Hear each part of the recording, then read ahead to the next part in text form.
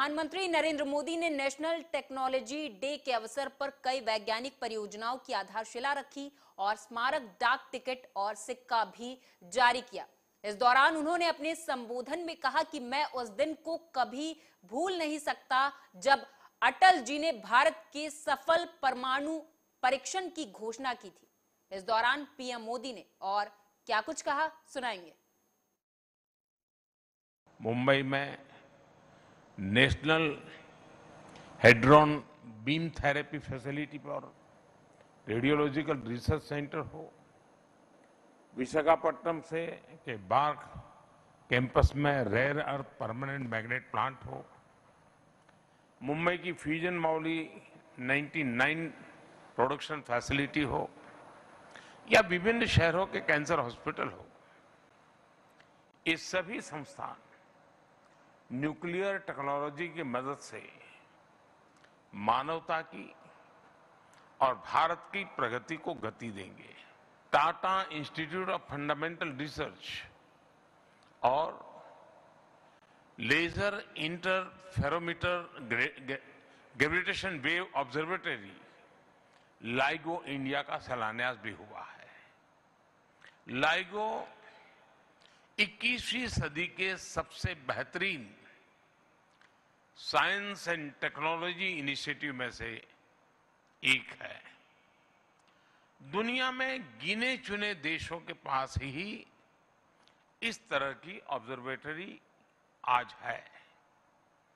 भारत के स्टूडेंट्स और साइंटिस्ट के लिए ये ऑब्जर्वेटरी आधुनिक रिसर्च के नए अवसर लेकर आ रही है। मैं इन प्रोजेक्ट्स के लिए भी देश के वैज्ञानिक समुदाय को, सभी देशवासियों को बधाई देता हूं। आजादी के अमृतकाल के शुरुआती महीनों में हमारे सामने 2047 के स्पष्ट लक्ष्य हैं। हमें देश को विकसित बनाना है, हमें देश को आत्मनिर्भर बनाना है। भारत की इकोनॉमिक ग्रोथ हो, सस्टेनेबल डेवलपमेंट गोल हो या फिर इनोवेशन के लिए एक इंक्लूसिव इकोसिस्टम का निर्माण करना हो, टेक्नोलॉजी कदम कदम पर हमारे लिए जरूरी है। और इसलिए आज भारत 360 डिग्री होलिस्टिक अप्रोच के साथ इस क्षेत्र में आगे बढ़ रहा है। भारत टेक्नोलॉजी को अपना दबदबा कायम करने का माध्यम नहीं, बल्कि देश की प्रगति को गति देने का एक टूल मानता है।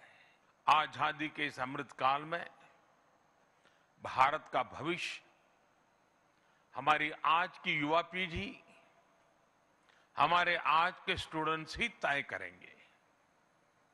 आज की इस युवा पीढ़ी के पास नए सपने हैं, नए संकल्प है, उनकी ऊर्जा, उनका जोश, उनका उत्साह, ये भारत की बहुत बड़ी ताकत है।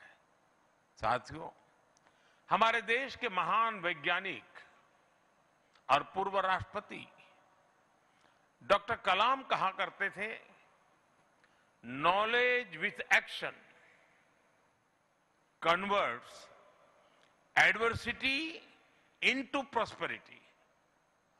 आज जब भारत एक नॉलेज सोसाइटी के तौर पर सशक्त हो रहा है, तो उतनी ही तेजी से एक्शन भी ले रहा है।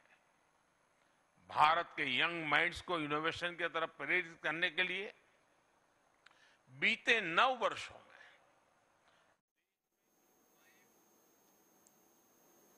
नीतीश कुमार और तेजस्वी यादव के शरद पवार और उद्धव ठाकरे की मुलाकात पर केंद्रीय मंत्री अश्विनी चौबे ने हमला किया। उन्होंने कहा कि ये विपक्ष जोड़ो नहीं, आंख फोड़ो अभियान है। अब इनमें गुड़ नहीं, सिर्फ अवगुण है। ये विपक्ष जोड़ो अभियान नहीं, ये अपना आंख फोड़ो अभियान है। ये विपक्ष का आंख फोड़ो अभियान है, ये जोड़ो अभियान नहीं है। कल मिले थे, क्या हुआ? कोई राजनीतिक चर्चा नहीं हुई, कुछ हुआ नहीं। ये केवल और केवल जनता को बरगलाने का, जनता को अपना चेहरा दिखाने का कि हम ये पहल कर रहे हैं, और उसके अलावा कुछ भी नहीं है। इनका कोई वैल्यूलेस जिसको कहते हैं, आज के दिन में वो वैल्यूलेस है। राजनीति में उनकी पहुंच ही खत्म हो गई है। वो अपना पहुंच जमा करके किसी तरह से अपनी पहचान बना के रखना चाहते हैं 24 के इलेक्शन तक, ताकि हमको वोट मिले। लेकिन जनता जान रही कि आज के डेट में ये वैल्यूलेस हो चुके हैं। लेकिन उनकी पार्टी तो कहती है कि पीएम मटेरियल हैं, उनमें सारे गुण हैं। भाई मैंने कहा जो जो गुण था वो जब हम लोग थे तो उस समय गुण, हम लोगों का गुण वो दिखाई पड़ता था। अब इनमें गुण कहाँ है? इनमें तो सब अवगुण ही दिखाई पड़ रहा है। इसलिए इसमें कहीं दिक्कत नहीं। ये कितनों जाए, पहल करें, सबके पास जाए, रोज जाए। ये रोज जा रहे हैं अपनी चेहरा को जनता के सामने दिखाने के लिए और जनता को ठगने के लिए। जनता को ठगने का अब इनमें गुण कहाँ है? इनमें तो सब अवगुण ही दिखाई पड़ रहा है। इसलिए इसमें कहीं दिक्कत नहीं। ये कितनों जाए, पहल करें, सबके पास जाए, रोज जाए। ये रोज जा रहे हैं अपनी चेहरा को जनता के सामने दिखाने के लिए और जनता को ठगने के लिए। जनता को ठगने का कि हम हैं, हम पीएम मटेरियल हैं। पीएम मटेरियल क्या रहेंगे आप? आपको तो अब वनवास लेना ही पड़ेगा।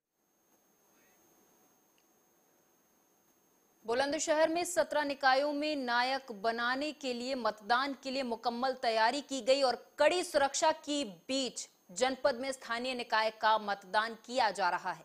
बता दें कि 7.11 लाख मतदाता आज वोट करने के लिए पहुंच रहे हैं, यानी कि 7,11,000 लोग अपने मताधिकार का प्रयोग करेंगे। तो वहीं 17 निकायों में 137 अध्यक्ष और 1,418 सभासद उम्मीदवारों की किस्मत का फैसला 7.11 लाख प्रत्याशी करेंगे।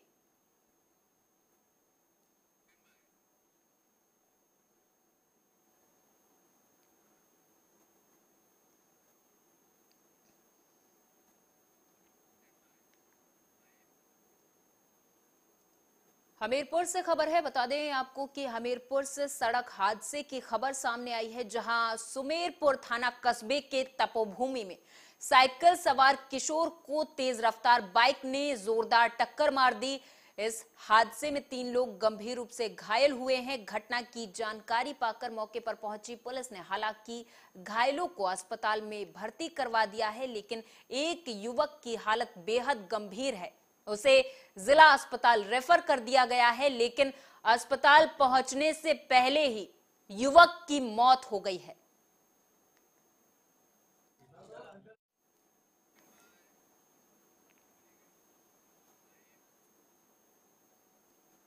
मुरादाबाद की थाना सिविल लाइंस पुलिस को बड़ी सफलता मिली है। दरअसल पुलिस ने शामली से चोरी हुए ट्रक को सामान सहित बरामद कर लिया है। शामली से मोटरसाइकिल के पार्ट्स भरकर ट्रक ड्राइवर बीती रात भाग रहा था, तभी ट्रक की चोरी की जानकारी सिविल लाइन पुलिस को मिली, जिसके बाद पुलिस ने घेराबंदी करते हुए पुलिस ने ट्रक सहित ड्राइवर को हिरासत में ले लिया है।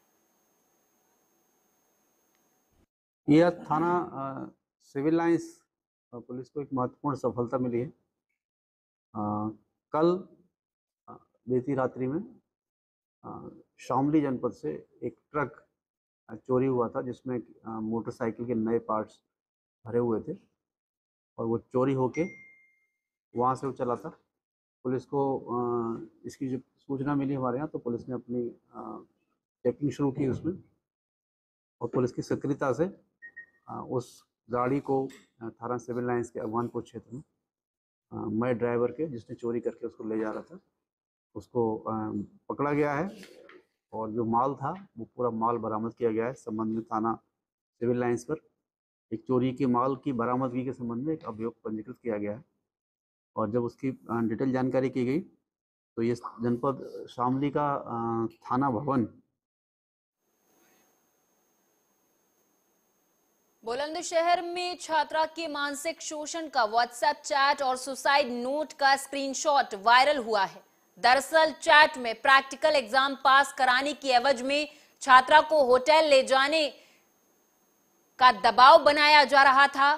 चैट करने वाला व्यक्ति छात्रा के अश्लील फोटो वायरल करने की धमकी दे रहा था। ऐसा दावा किया जा रहा है कि चैट में जो व्यक्ति बात कर रहा है वो कॉलेज का चेयरमैन है। ये पूरा मामला औरंगाबाद स्थित कॉलेज का है।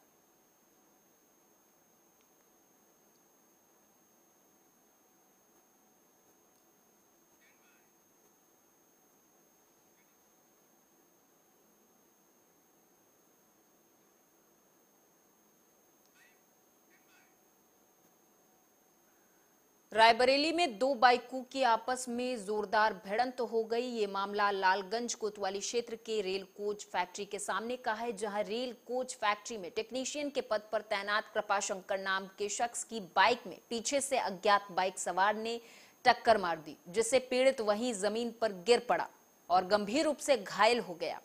वहीं स्थानीय लोगों की मदद से घायल युवक को तत्काल रेल कोच फैक्ट्री के अंदर स्थित अस्पताल में ले जाया गया, जहां उसकी हालत गंभीर बनी हुई है। वहीं टक्कर मारने के बाद आरोपी बाइक सवार मौके से भागने में कामयाब रहा।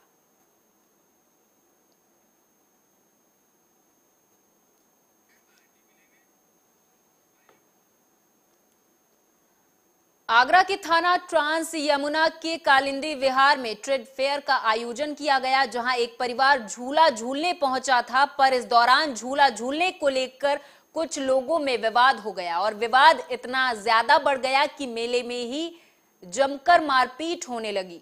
वहीं जब एक व्यक्ति ने इस मारपीट का वीडियो बनाना शुरू किया तो दबंगों ने उससे भी अभद्रता शुरू कर दी और यहां तक कि दबंगों ने मारपीट की और मोबाइल भी छीन लिया। हालांकि सोशल मीडिया पर इस मारपीट का वीडियो अब वायरल हो रहा है। पुलिस ने पीड़ित की तहरीर पर गंभीर धाराओं में मुकदमा दर्ज कर लिया है।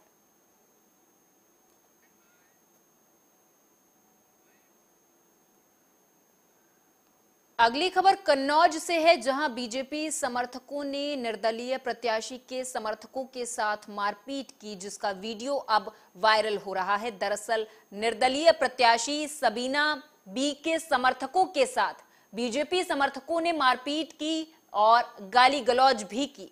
अब ये पूरा मामला कन्नौज के छिपट्टी मोहल्ले का है। गुंडे दिखा रहे हो, गाली नहीं, गाली नहीं।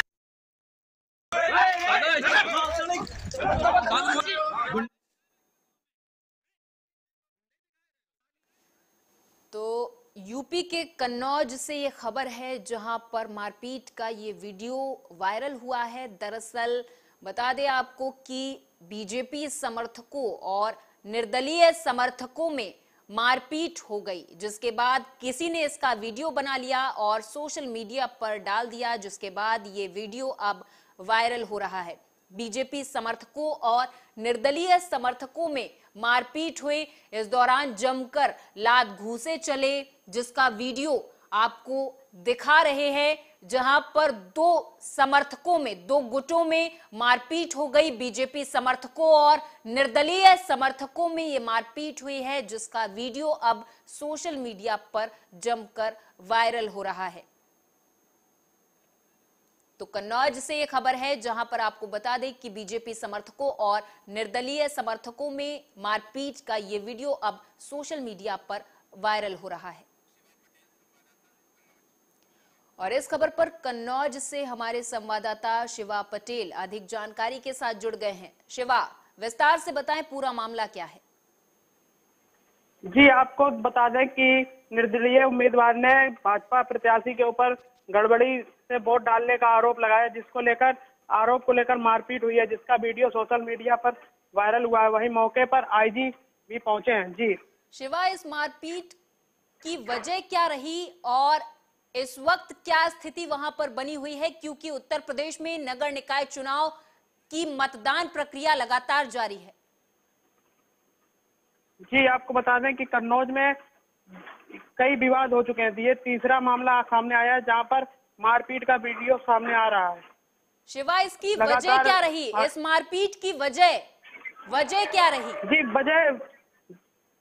वजह सपा भाजपा समर्थक सपा के कार्यकर्ताओं के ऊपर भी आरोप लगा रहे हैं और भाजपा कार्यकर्ता सपा के ऊपर आरोप लगा रहे हैं कि चुनाव में गड़बड़ी का आरोप लगाकर, जिसको लेकर दोनों तरफ से कार्यकर्ता आपस में भिड़ गए, जिसमें कई लोगों के गंभीर चोटें भी आई। वहीं आईजी मौके पर पहुंच गए हैं। जी शिवा, कन्नौज में अभी स्थिति क्या आप देख पा रहे हैं? क्योंकि नगर निकाय चुनाव की मतदान प्रक्रिया सुबह 7 बजे से ही लगातार जारी है। लोग लंबी लंबी कतारें लगाकर अपने मताधिकार का प्रयोग कर रहे हैं। वहीं दूसरी तरफ इस तरीके की तस्वीरें सामने आना किस ओर इशारा करती हैं शिवा?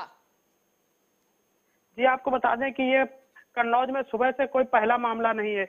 ये तीसरा मामला है जिसमें कि भाजपा कार्यकर्ता व सपा कार्यकर्ताओं के बीच मारपीट हुई है।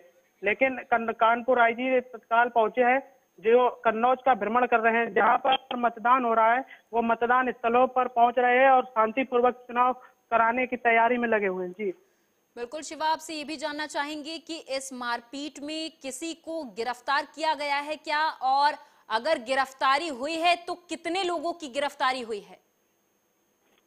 जी, अभी किसी भी प्रकार कोई भी गिरफ्तारी नहीं हुई है। वही पुलिस ने अभी तक कोई भी प्रेस नोट जारी नहीं किया है, ना गिरफ्तारी को लेकर कोई भी बात सामने आई है। जी चलिए, धन्यवाद शिवा इस तमाम जानकारी के लिए। आप हमारे साथ जुड़े। तो कन्नौज से ये खबर है जहां पर बीजेपी समर्थकों और निर्दलीय समर्थकों में मारपीट का ये वीडियो सामने आया है, जो कि अब सोशल मीडिया पर जमकर वायरल हो रहा है।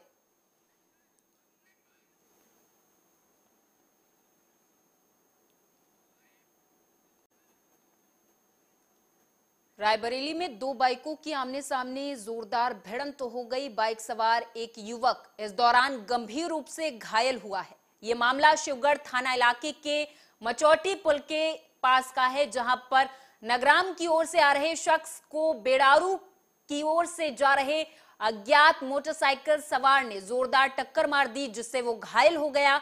वहीं सूचना पर पहुंची पीआरवी ने घायल को आनन फानन में सीएचसी शिवगढ़ पहुंचा दिया, जहां पर मौजूद डॉक्टरों ने उसका प्राथमिक उपचार कर उसे जिला अस्पताल रेफर कर दिया है। डायल 112 एक पेशेंट लेके आई है जिसका नाम सच्चिदानंद वर्मा, सनाब गौरी शंकर, उम्र 50 साल, जो कि बसिनखेड़ा के रहने वाले हैं। इनकी मोटरसाइकिल में आपस में भिड़ंत हुई है, जिनका बायां पैर फ्रैक्चर दिख रहा है। इनको प्राथमिक उपचार के बाद जिला अस्पताल रेफर कर दिया गया है। डायल 112 एक पेशेंट लेके आई है जिसका नाम सच्चिदानंद वर्मा, सनाब गौरी शंकर, उम्र 50 साल, जो कि बसिनखेड़ा के रहने वाले हैं। इनकी मोटरसाइकिल में आपस में भिड़ंत हुई है, जिनका बायां पैर फ्रैक्चर दिख रहा है। इनको प्राथमिक मिर्जापुर में नगर निकाय के लिए 4 स्थानों पर बैलेट पेपर से मतदान शुरू है। जिले के 3 नगर पालिका परिषद मिर्जापुर, चुनार और अहरोरा और नगर पंचायत के लिए वोटिंग की जा रही है। मतदान केंद्रों पर सुरक्षा के लिए जवानों को तैनात किया गया है। वहीं जिलाधिकारी और एसपी ने दल बल के साथ चक्रमण करना शुरू कर दिया है। डीएम दिव्या मित्तल ने बताया कि जिले में शांति के साथ मतदान प्रक्रिया लगातार जारी है। देखिए, हमारे 4 नगर निकायों में आज चुनाव है। 7 बजे से सभी जगह प्रारंभ हो गया है। सभी हमारी व्यवस्थाएं पूर्ण है। हमारे बूथों पे पर्याप्त मात्रा में पुलिस फोर्स लगी है। साथ में हमारे सेक्टर जोनल मजिस्ट्रेट्स भी भ्रमणशील हैं। उसके साथ साथ जितने भी हम सीनियर अधिकारी हैं, जैसे हम जिलाधिकारी कप्तान और ADM FR, ADM Namami Gange, CRO साहब, सीडीओ साहब, सभी लोग हमारे अलग अलग नगर निकाय में भ्रमणशील है और बहुत शांतिपूर्वक और इंसिडेंट फ्री इलेक्शन आज हम लोग यहाँ पे करवाने का प्रयास कर रहे हैं। जनपद मिर्जापुर में 4 स्थानों पर नगर निकाय के चुनाव यहाँ पे हो रहे हैं, जिसमें कि शहर में, चुनार में, कछवा में और अहरौरा में ये हो रहा है। और इसके लिए सुरक्षा के पुख्ता इंतजाम किए गए हैं। स्पेशल टीमें गठित की गई है, जोनल सेक्टर स्कीम लागू की गई है और साथ ही साथ प्रत्येक सेंटर पर पर्याप्त मात्रा में फोर्स दी गई है। साथ साथ पीएसी भी तैनात की गई है जहां आवश्यकता है और इन सभी को डिप्लॉय कराकर सुनिश्चित किया जा रहा है कि जनपद मिर्जापुर में नगर निकाय के चुनाव बिल्कुल ही सही ढंग से संपन्न कराए जाएंगे। जनपद मिर्जा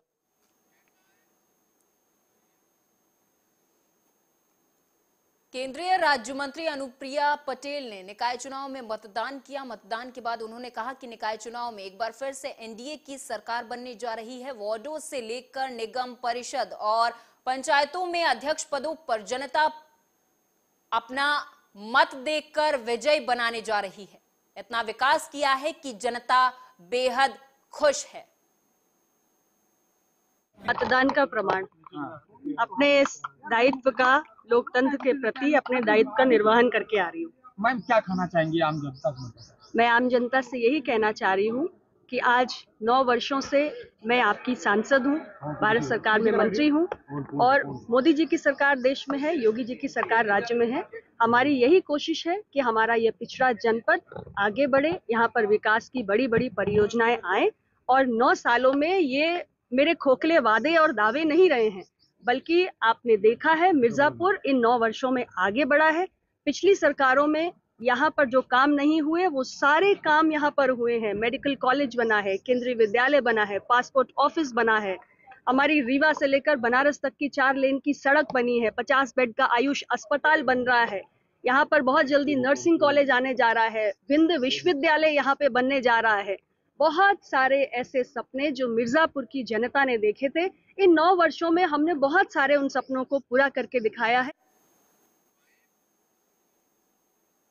रायबरेली में संदिग्ध परिस्थितियों में विवाहित महिला का शव फंदे से लटकता हुआ बरामद हुआ। इस दौरान इलाके भर में हड़कंप का माहौल देखा गया, तो वहीं सूचना पर पहुंची पुलिस जांच में जुट गई है। बता दें कि मामला राही गांव का है, जहां आज सुबह एक महिला का शव उसके घर के अंदर फांसी के फंदे पर लटकता हुआ पाया गया। वहीं घटना की जानकारी मिलते ही ग्राम प्रधान समेत ग्रामीण घटना स्थल पर पहुंचे और मामले की सूचना पुलिस को दी। पुलिस ने शव को फंदे से उतारकर कब्जे में लेकर आगे की कार्रवाई शुरू कर दी है।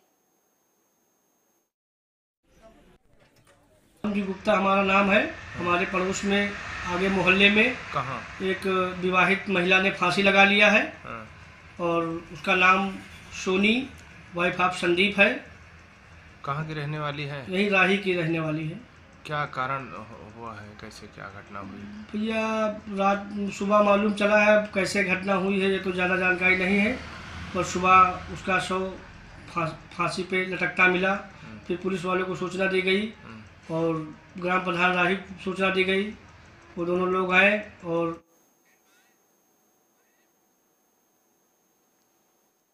भारतीय जनता पार्टी के आजमगढ़ के सांसद दिनेश लाल यादव आम्रपाली दुबे के साथ मां विंध्यवासिनी के धाम शाम को पहुंचे और मां विंध्यवासिनी का विधि पूर्वक दर्शन पूजन किया और दर्शन के बाद पत्रकारों से बातचीत करते हुए उन्होंने कहा कि मां से यही आशीर्वाद मांग रहा हूं कि जैसे हमारा भारत चमक रहा है, जैसे हर धाम चमक रहा है, आपकी कृपा हम लोगों के ऊपर ऐसे ही बनी रहे। बात मांगते हैं कि माँ ऐसे ही जैसे हमारा भारत चमक रहा है, जैसे हमारा हर धाम चमक रहा है, आपकी कृपा ऐसे ही बनी रहे हम लोगों के ऊपर, ताकि हम लोग पूरे भारत को ऐसे ही चमका दें जैसे आज काशी विश्वनाथ चमक रहा है, जैसे अयोध्या धाम चमक रहा है। विंध्यवासिनी का धाम भी देखिए अब किस तरह से भव्य रूप लेने जा रहा है।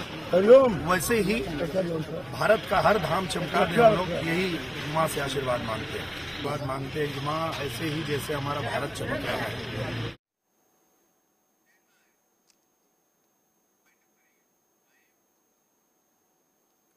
और इसी के साथ इस खास पेशकश में मेरे साथ बस इतना ही। आप देखते रहें आर्या न्यूज।